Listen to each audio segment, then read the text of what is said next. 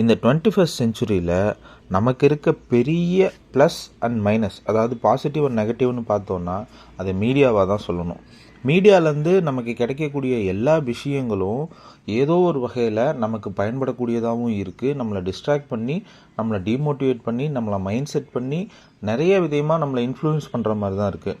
அப்படி மனுஷங்களை ஒரு மீடியாவால் இன்ஃப்ளூயன்ஸ் பண்ண முடியுமா அப்படின்னா, எந்தெந்த ரூபத்துலலாம் இன்ஃப்ளூயன்ஸ் ஆகும் அப்படின்னு பார்த்தீங்கன்னா, நம்மளோட கண், காது, வாய், நம்மளோட உணர்ச்சிகள் எல்லாத்தோடையும் அது ரொம்ப இன்டர் கனெக்டடாக இருக்குது. ஃபார் எக்ஸாம்பிள், நம்ம பார்க்குறதா இருக்கட்டும், நம்ம கேட்குறதா இருக்கட்டும், முதல்ல ஒரு சினிமா, ஒரு பாட்டு அப்படின்னு இருந்த விஷயங்கள் தாண்டி இப்போ நம்மளோட தாட் ஷேரிங்காக இருக்கட்டும், மற்றவங்க ஷேர் பண்ணுற தாட்ஸை நம்ம பார்க்குறதா இருக்கட்டும், இது வரைக்கும் வெளி உலகத்தில் பொது வெளியில் பேச பயப்படுற, இல்லை பேச கூச்சப்படுற, இதெல்லாம் பேசினா நம்மளை என்ன நினைப்பாங்களோ அப்படின்னு இருந்த எல்லாத்தையும் உடைச்சி மனுஷங்களுக்கு ஒரு புதுவிதமான பரிமாணத்தை கொடுத்து நல்ல விதமாக எடுத்துகிட்டு போயிட்டுருக்கிறது ஒரு மீடியா.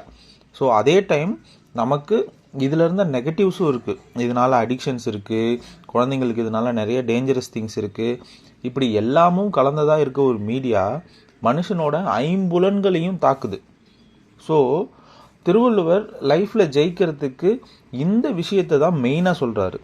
இந்த ஐம்புலன்களையும் அடக்கி கட்டுப்படுத்தி, அதாவது நல்லா கேளுங்க, சுவை ஒளி ஊராசை நாற்றமென்றத்தின் வகை தெரிந்தான் கட்டே உலகு. அதாவது சுவை, ஒளி, ஊறு, ஓசை, நாற்றம் இப்படிங்கிற 5 வகையான உணர்ச்சி, அதாவது ஐம்புலன்களையும் கட்டுப்பாட்டில் வைக்க தெரிஞ்சவன் எல்லா விஷயத்துலேயும் வல்லவனாக இருக்கிறதுக்கு, நம்ம எதுலெல்லாம் எக்ஸ்பர்டைஸ்டாக இருக்கணும்னு நினைக்கிறோமோ அது எல்லாத்தையும் சாதிக்க முடியும் அப்படிங்கிறது இந்த இடத்துல சொல்கிறாரு.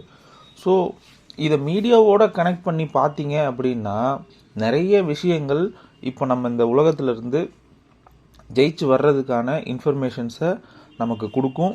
அதே நேரம் அதை எப்படி கண்ட்ரோலில் வச்சுக்கணுன்றதையும் நம்ம கரெக்டாக கற்றுக்கணும் அப்படிங்கிறத இதில் திருவள்ளுவர் சொல்கிறாரு.